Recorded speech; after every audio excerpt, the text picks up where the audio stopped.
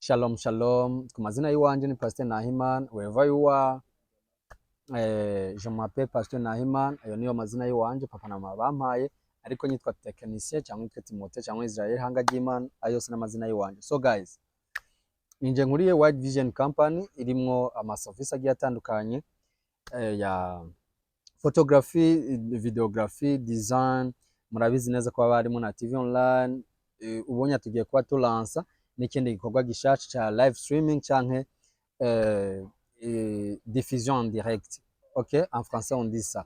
So guys, hano turi kuri Source du Nil neza na neza mu gisagara ca Bujumbura, presque centre ville en français, ce qu'on appelle hôtel Source du Nil, exactement à centre de Bujumbura. Maintenant nous sommes dans la place où on verra faire live streaming. So guys, iki gisata naco mwari muzi, ariko mubyumve ko ni gisata tumenyereye, ariko abantu benshi babura aba technicien. So guys, twafashe umwanya munini, umwanya wo kuba tubitegura, and then twa turi team niniya abakora White Vision Company, abakora mu gisata cha photography tugiye kuba tubabona bigaragaza makino gikorwa, abakora igisata cha videography, abakora ku gisata mu gisata vya photography na design, and then ubu tugiye kuba tubana no muri live streaming. Ejo ni vendredi le 6, si je ne trompe pas, et ça sera le 6,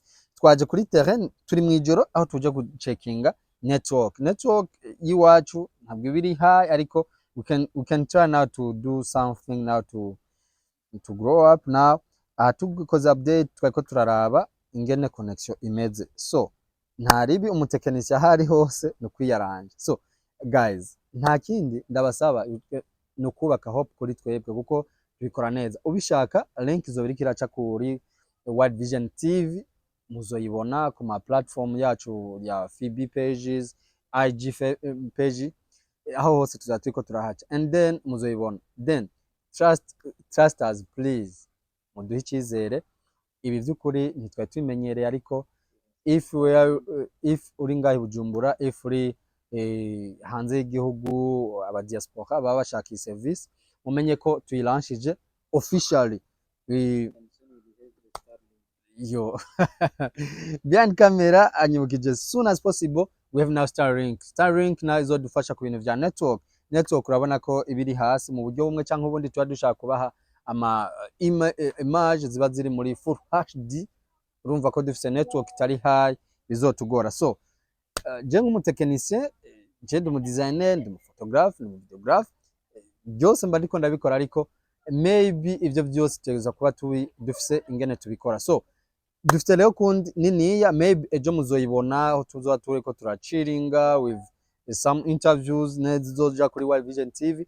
So ndabashimire, ariko making sure ko koze sabone ihejeje gukreyo ubu nyene iyi YouTube yitwa White Vision Traveler, making sure ko amaze gukora sabone. Please ejo tuzoye turi kuba sabone bake, byibuze bake nk'ijana na mirongo, guco iyi weekend ihere dufise igihombe twamaze kwinjira. So ndabona ko uyu mufundi wanje ariko adutegurira uniform tuzatwambaye ejo, ariko arantelefona.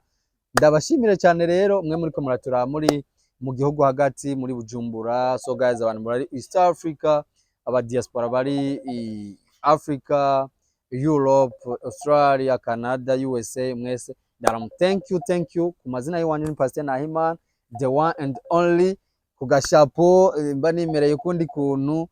Thank you all for everything. Trust us. This is White Vision Company.